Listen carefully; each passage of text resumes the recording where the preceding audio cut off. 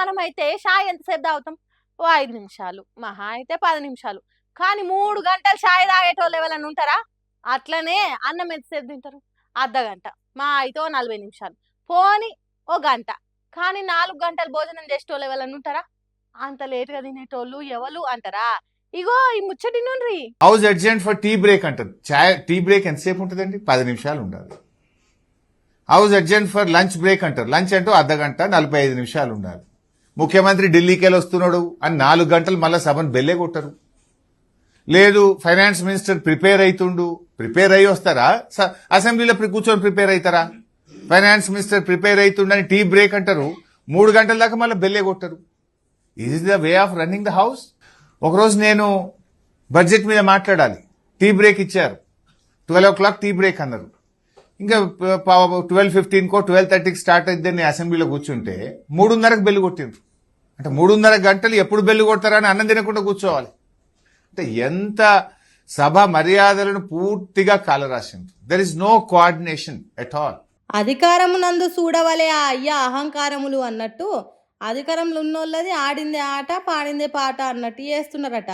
ఇష్టపూర్తిగా అసెంబ్లీని నడుపుట్ల కాంగ్రెస్ పార్టీలు ఆరిదేరిండ్రట. అంతా మా ఇష్టం, అనంతం మా ఇష్టం అని ఎట్లా పడితే అట్లా ఓ పద్ధతి పాడు లేకుండా అసెంబ్లీ నడుపుతున్నారట.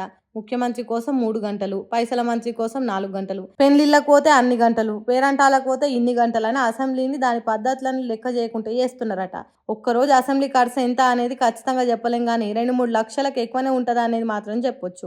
అంటే గంటకి ఎంత లేదన్నా 20 నుంచి 50 వేల నడుము ఉంటుంది. ఇక 3 గంటలు 4 గంటలు ముఖ్యమంత్రి కోసము మంత్రుల కోసం ఆగం చేస్తే లక్షల రూపాయలను ఉత్తగా హుస్సేన్ సాగర్ లో పోసినట్టు చేస్తున్నారు అన్నట్టే కదా. ప్రజల సమస్యల మీద మాట్లాడుండ్రి, చర్చించుండ్రి, మా బతుకులు బాగు చేయండ్రి అని ఓట్లేసి పబ్లిక్ అసెంబ్లీకి ఎమ్మెల్యేలను ఎమ్మెల్సీలను పంపితే కాంగ్రెస్ సర్కార్ చేస్తున్నది ఒగిట్లా. ప్రజల సమస్యలు పక్కన పెట్టి ప్రజల సొమ్మును ఆగం చేస్తున్నారు. ఎన్నో ఏళ్ల నుంచి వస్తున్న సాంప్రదాయాలు మార్చి గంటల కమానం లేట్ చేసి అసెంబ్లీకి ఉన్న ఇలువని తీసేస్తున్నారు. అయితే ఇదంతా కావాలనే చేస్తున్నారు. ప్రిపేర్ కాకుండా వచ్చి అసెంబ్లీలో కూర్చొని ఒక్కొక్క కాగితం చదువుతున్నారు. ప్రతిపక్ష ఎమ్మెల్యేలు నారాజ్ అయ్యి ఇంటికి పోవాలని, వాళ్ళు మొత్తానికే సడ్డమాలినాక సభ పెట్టాలని కుట్రతో ఇదంతా చేస్తున్నారని, టైం టు టైం అసెంబ్లీనే నడపకుంటే ఇక వీళ్ళు రాష్ట్రాన్ని ఏ తిరిగా నడుపుతున్నారు అర్థమైతలేదా అన్నట్టు మాట్లాడిండు మాజీ మంత్రి హరీష్ రావు సారు. అధికారం చేతులున్నది కదా అని ఇష్టం ఉన్నట్టు చేస్తున్నారు. పిచ్చోని చేతుల రాయి తీరైతున్నదని మాట్లాడుకుంటారట. హరీష్ రావు సార్ మాటలు విన్నాక తెలంగాణ పబ్లిక్ కూడా ఏ కూరనైనా కమ్మగా రుచి రావాలంటే అల్లం వెల్లుల్లి గడ్డ ఉండాల్సిందే. అప్పుడు కదా తింటా అంటే ఇంకో బుక్క ఎక్కువ పోతా ఉంటది. కొంతమంది రోట్లనే రుబ్బుకుంటారు కానీ ఇవాళ రేపు టైం లేక పెయ్యి బరువై ఆర్డర్లు పెట్టుకునుడు, దుకాణాలలో రెడీమేడ్ కొనుడు బాగా అలవాటైంది కదా జనాలకు. హాగో మన అలవాట్లకు తగ్గట్టే వాళ్ళు కూడా ఎంత సక్కంగా అలవాటు పడ్డారో దేకో. అబ్బా జంపర్ మే బంపర్. ఇది ఇట్లుండాలి తినే పదార్థాలు తయారు చేయాల్సిన జాగా. ఇంత నీతిగా ఉంటేనే కదా జనాల పానాలు కూడా మంచిగా ఉండేది.